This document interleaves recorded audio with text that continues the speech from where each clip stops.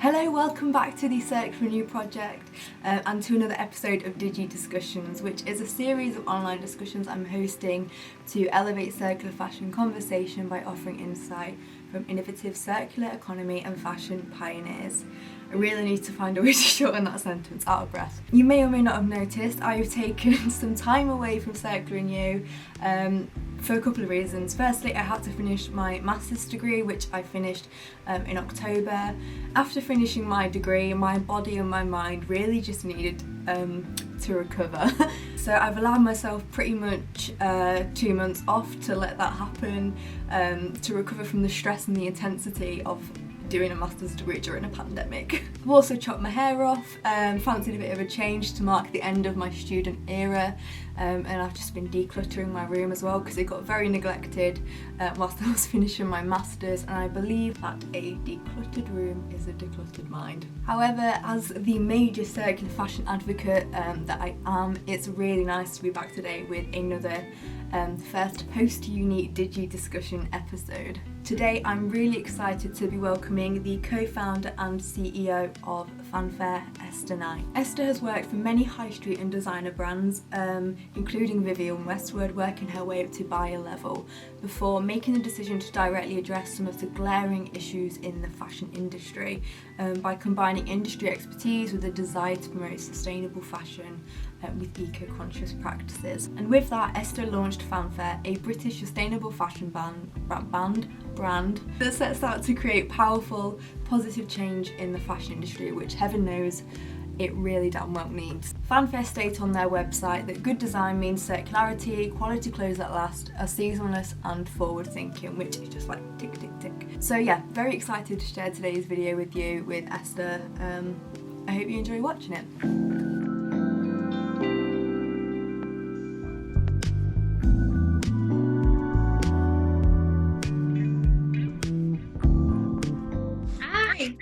How are you? Thank you. How are you? I'm good, thank you. I was just emailing you like, oh my gosh, I hope she can find the link okay. Yeah, sorry, I'm a bit behind this morning. That's absolutely fine. You look lovely, by the way. Oh, thank you. I've got quite a few Zoom sessions today, so I actually put makeup on. This is the first time I put makeup on in like weeks, and it makes you feel so much better about yourself, doesn't it, when you just put a bit of makeup on. Oh, bless you. Are you almost ready for Christmas? Yeah, I think so. I'm gonna try and have some time off, so I'll break up on Friday, and then yeah, I'll see how it goes. Oh, bless you. Well, I've been thinking What about about you? Yeah, I've got a couple of small presents, but all my main stuff is done, which is really good. Done it all pretty much online because obviously can't go anywhere. So yeah, pretty much there. And I'm going to wind down as well. I finish work on Friday and I'm actually going to have 2 weeks off, which is really nice. So looking forward to that. So I'm really, really excited to actually get to speak with you today, to learn more about your career, learn more about what you've done in the fashion industry, and obviously Fanfare as well, and how Fanfare is sort of making circular fashion concepts a reality. So thank you so much for giving me your time today, Esther. No, it's fine. Don't worry about it. So would we be able to start with you telling me a bit more about yourself and what it is that you do? Yeah, of course. So I'm the founder of Fanfare Label. So Fanfare Label is a sustainable women's wear clothing brand. We've been trading around 2 years now, so we're still technically a startup. But yeah, it's going well. We create, our collections are split 50-50. So half our collection is recycled. We take clothing and textile wastage that would have gone to landfill and repurpose it into new garments. And then the other half is using certified sustainable fabrics, so a mixture of got certified organic cotton and blue sign and other chemical free fabrics as well. Wow, the work you're doing is really incredible. Prior to Fanfare, what was your career path that sort of led up to that? So I've worked in the fashion industry for probably over 10 years now. I used to be a buyer. I've worked for quite a few different high street brands as well as designer brands. And then I moved to Vivienne Westwood before starting up Fanfare.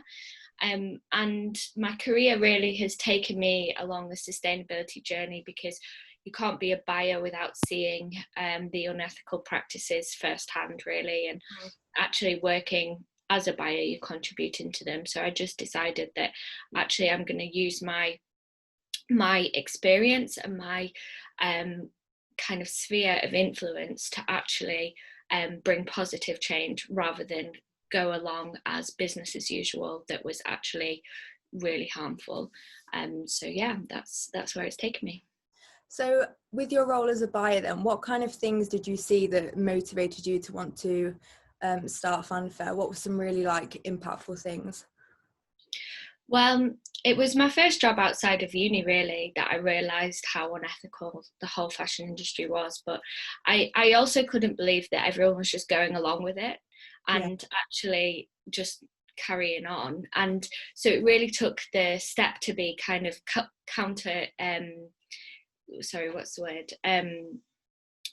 countercultural.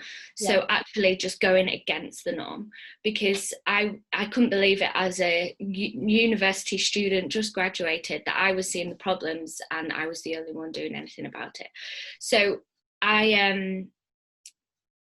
the whole industry, I obviously tried to bring positive impact into where I was working as well. It's not just a case of, oh, I'll just leave immediately because it's not ethical and it's not good and we're not doing good things. Well, actually, at first you need to try and change it, and that's what I wanted to do.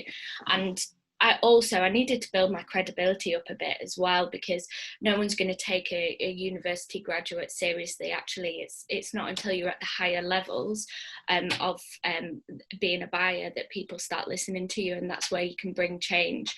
So I mean, where to start with regards to the unethical practices? It wasn't until I moved to Vivienne Westwood that I started to realise about the environment, because she's obviously a massive campaigner for anti-climate change, and really brings to life why the environment is so important. So it wasn't until I moved there that I started to realise that. So it was in high street fashion that I really just saw the people exploitation. So buyers are trained to hit margin targets no matter what the cost is to people or the environment. So I'm the one that's on the phone to suppliers when they're still at work at 3 a.m. in the morning. I'm pushing for cost price reduction after cost price reduction, knowing it's not going to impact me as a brand, it's not going to impact probably the factories, but it's going to impact the workers.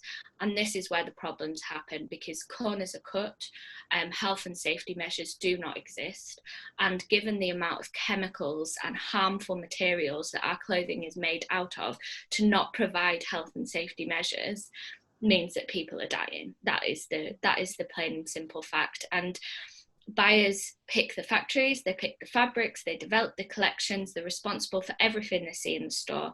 So actually you have a direct impact being a buyer. But that being said, obviously, whilst working in industry, I tried to bring in as many ethical practices as I could. I probably would have moved to a business that was sustainable if there was one, but there wasn't back then. We're talking about 7 years ago, and it was just a choice to set up Fanfare that actually, rather than leave the industry, I want to provide an answer. I want to bring attention to why this is a problem, but also provide a solution and an alternative, because we still love fashion.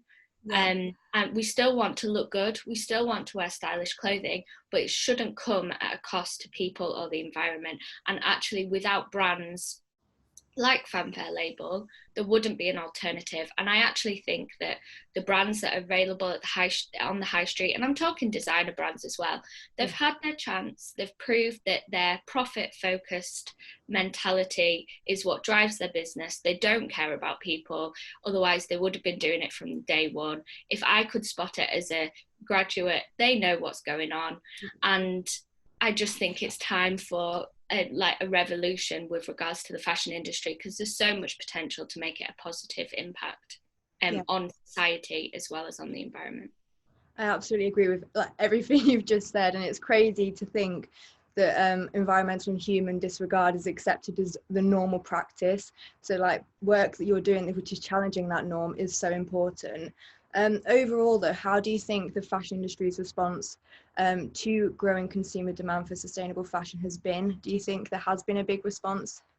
I mean, yeah, but you've got to look at the motivation. Like, yes, they have, because consumers are wanting it. I'm just going to shut this door because it's really annoying me. Sorry.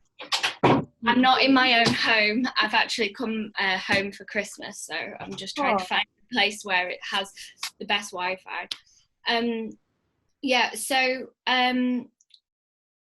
yeah, but you've got to look at their motivation. I'm sorry, just because it's become popular, then you start sorting your supply chains out. It's just not acceptable. You should have been doing this from day one and building responsible operations, and not using greenwashing, because although it's going to take them years, decades to sort out their supply chain, because their business models were set on creating cheap clothing as fast as possible, or even designer clothing, because you've got designer clothing in the same factories as high street clothing, but actually they were just set up for cheap. So how are they going to undo that? They can't physically afford to sell product at the same prices and consider people in the environment. So I mean, yes, it's great that people are changing their operations, but and it needs to happen. It really does. But I think that as customers and consumers, we need to be supporting the right people with the right motivations, and that means that there's a new opportunity for sustainable brands, smaller sustainable brands that have the right intentions. That if they could grow, it would cause the positive impact on society that we need. Yeah, and of course I think it even comes down to challenging the business model. Even designer brands and that are still working on a linear business model, so things they make are not designed to be repurposed, which brings us obviously then into the circular fashion economy. How do you think that Fanfare aligns with the circular fashion economy? That's all right. It's open again now.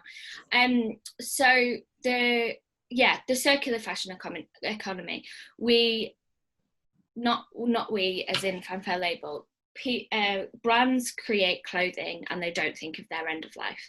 So we think, oh, we're going to throw something away. Well, let's throw it away. Don't want it anymore. I'll give it to this charity shop. That's good. What people don't understand is there is no away. Like, it doesn't go anywhere. And if your products are made from synthetic fibers, so things that are man-made rather than natural, so polyesters, things like that, they do not biodegrade. They're literally made from plastics and petrol. And this is why they're actually so bad for our skin and so bad for our bodies. We use so many harmful chemicals. We care about what's in our food and not eating processed food and all of that, but we don't actually consider what's on our body. And so these fibers don't break down, which means that they are there forever. And so we can't, and that's how brands produce cheap clothing, is that you can obviously get that kind of fabric for a lot cheaper than the natural fibers. So even when it comes to the composition, people need to be looking at the labels. So if I've got something that I see in a high street brand and it's 60% cotton, 40% polyester or polyamide or viscose or whatever, or even if it's 60% organic cotton and 40% polyester and whatever, you can't, it makes the cotton and the organic cotton irrelevant, because you can't actually extract the fibers from each other and then recycle the organic cotton and recycle the polyamide. So it's really hard to actually shop naturally, to shop with regards to I'm sorry, my dog is barking. This is a disaster. I was like, ooh. So it's really hard to actually so when we're making these purchase decisions, we need to consider all of these things. So actually at Fanfare label, we use obviously organic cotton, and it's all got certified, which means that it can biodegrade and we can recycle it at end of life. We also use 100% compositions, so that again, it can be biodegraded. We don't need to extract fibers. in the situations where we don't, where it's different fabrications, it's because it's recycled. So we take clothing and textile wastage, so we take wastage from other brands and repurpose it into new garments, because it's already created, it's already there. We don't actually need new anymore. We need to use up what's already there. And so that's what we try and do with our 50% recycle collection as well. So it's all about this mentality of not throwing things away, buying to last, making sure that we cherish what we're wearing and we keep it. And we, like, the things that I value most in my wardrobe are the ones that I'll pass down to generations. I've got some of my grandma's clothing in my wardrobe. This is my grandma's top. Yeah, and when it's made from good quality, when it's made from good quality materials in the right way, we cherish it more, we want it more, and we're more likely to pass it down. And it's not a throwaway item that we buy to chuck. And we just need to get rid of that mentality, I think. Yeah, I agree. And a lot of it comes down to consumer awareness as well. But with circular fashion being overall a new concept, it's not as widely known amongst consumers' sort of thought process. So I am curious to know, do you lead your marketing with circular terminology, or do you stick to more familiar terms like sustainable and ethical, where consumers will understand what that means? Yeah. I think we stick to the more conventional, sustainable, ethical. I think there's a lot that needs to be done on our marketing communications, because we are a small startup brand, and it takes a lot. We're currently building our sustainability pages on our website so we can give all the information to the customers and things like that. But I think that I'm not afraid of using circular terminology. I think that I just need to explain it a bit more, and that's what we're working on the website at the moment, to be able to have real informative pages about what each aspect means. Yeah, love that. And there is a concern as well that brands, like I know H&M recently launched a circular collection, which I was just like face palming to, and it was all with like plastic fibers and everything. It was like it's greenwashing basically, to label yourself as such. So yeah, consumer education is really important. Who would you say the Fanfare customer and audience is at present? Well, anyone who likes the clothing. I think Fanfare was created because to offer a cool, stylish alternative to sustainable fashion. There's a lot of places out there that you can get like your basics, your jumpers, your t-shirts, exercise wear that is sustainable, but actually your everyday stylish clothing. We still want to look good. Our tastes don't go overnight, because we start caring about people and the environment. So that is where Fanfare is for those people that want a bit more uniqueness, don't want fed up of high street fashion, want to look different from everybody else, and want to keep that contemporary cool look, but also that cares about where their fashion is made and how. Yeah, because it's not just beige and hemp pants anymore. There is actually trendy, sustainable options out there. What would you say to critique that ethical and sustainable fashion is overpriced or less accessible? I think it's because we've got a warped opinion on how much fashion costs. Yeah. You cannot possibly produce a garment that is sustainable for cheap, because you've got to pay people fairly. The fashion goes through so many stages. I just say to everybody who says that if I sat down and made them make a shirt, then they would understand why it costs so much, because it takes so much time. You've got to create your fiber in the first place, you've got to spin so it creates the fabrication, you've got to cut and sew, you've got to dye it, it goes through so many stages. Then you've got to pay the person to make it, then you've got to ship it, then you've got to add on your VAT. We've lost the value of how much things cost. And I think that what I would say, yes, it is more expensive, but actually it's better to invest in one piece that is more expensive, that you're going to keep, it's going to last, it's good quality, it's going to, you can style it multiple ways because it's seasonless, it's not chasing micro trends. then you're investing in that one piece that lasts longer. And then if you add up all those that clothing that you would have bought to just keep up with trends and disposable clothing, then you actually have saved money in the long run. So it's about what Vivienne Westwood says: choose well, make it last, because actually by investing in that one piece that is more expensive, it does last you longer. It is more relevant. A good designer means that we can predict fashion 5 years in advance. So buy pieces that are well thought out, and it will last you longer. That is some top advice. Yeah, that's fully my mantra as well. I've seen on your website that you have collaborative partnerships with A21 Campaign and Free Set Global, working towards ending exploitation and abolishing slavery in the supply chain. So could you expand more about those partnerships? Yeah, exactly. We work with human trafficking charities to eradicate slavery from fashion supply chains. So they're not solely focused on fashion, they're focused in slavery in general. And actually there's more slaves in the world today than ever before in history. So it is such a key issue at the moment that we need to be sorting, and fashion contributes to that. That is the reality. And when I found out that information, I used to do a lot of work for A21 whilst I was at uni, and then I found out that fashion was contributing to it. It was kind of the cherry on top for me that, right, I'm out, we need to do something about this, and we need to use I need to use my experience to offer help. When approaching all these slavery charities about what I can do, it all comes down to finance and support to fuel their good works that they do.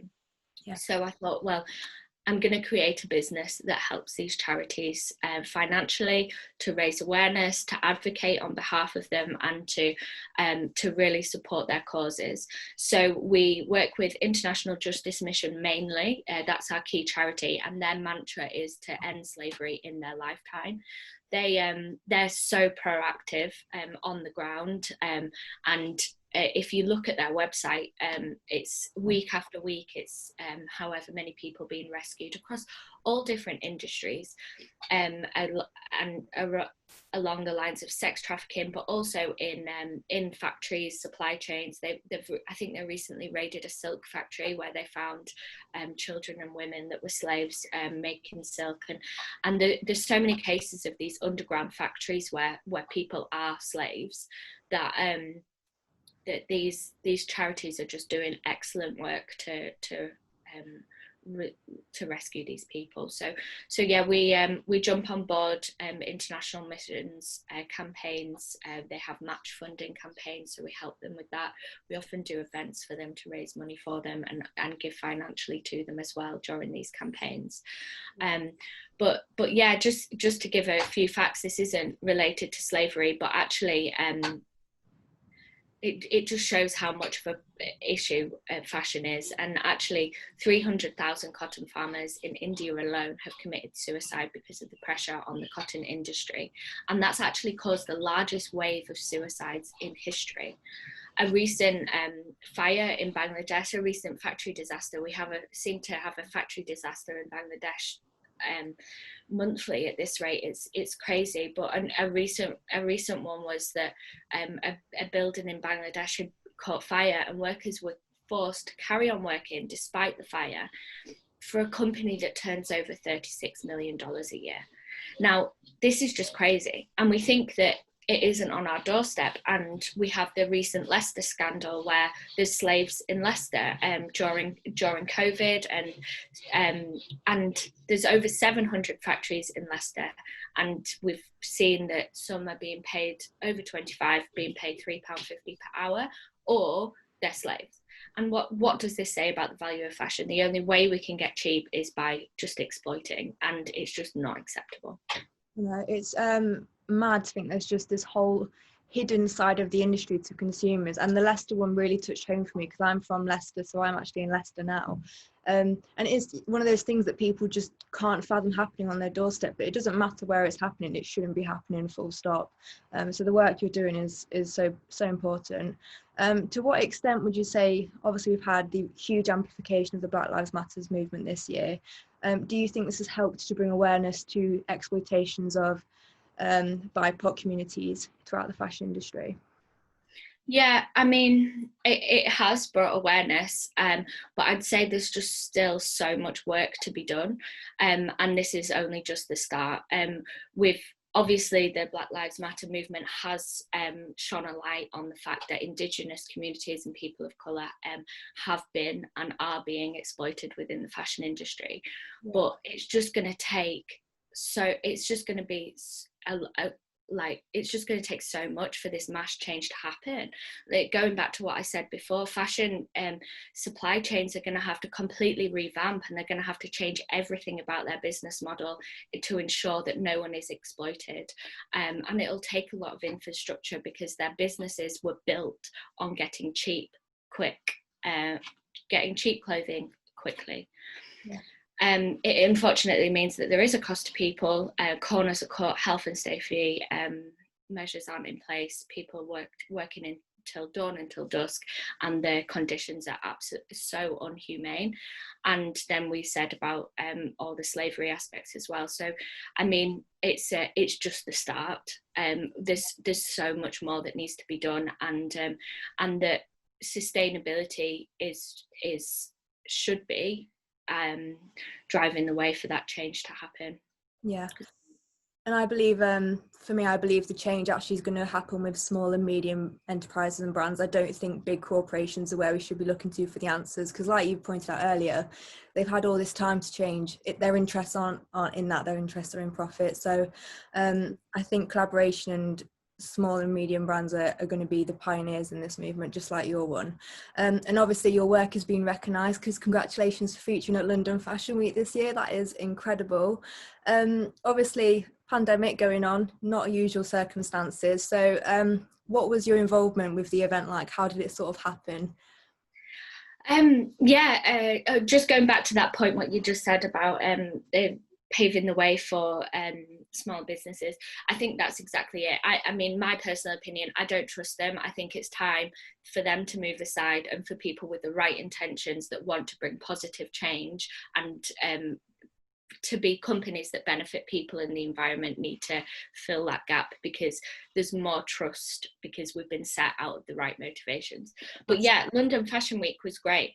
It was such a privilege to be featured. So it was at September 2020. They just had a digital fashion week, so there wasn't really any events. I think the big brands still had their virtual catwalks and things like that, but we as a small brand, we don't have budget to do that. So I think February is going to be pretty similar, to be honest, where the bigger brands will have their virtual shows and maybe social distance shows.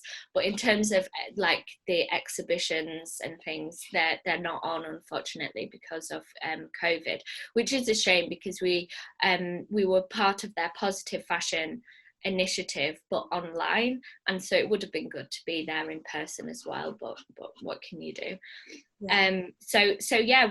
Our collection was viewable on their digital platform. We were part of their positive fashion feature, and it was great. It was great to show the collection and just gain some brand awareness, because it's with people's support and things that we're able to grow.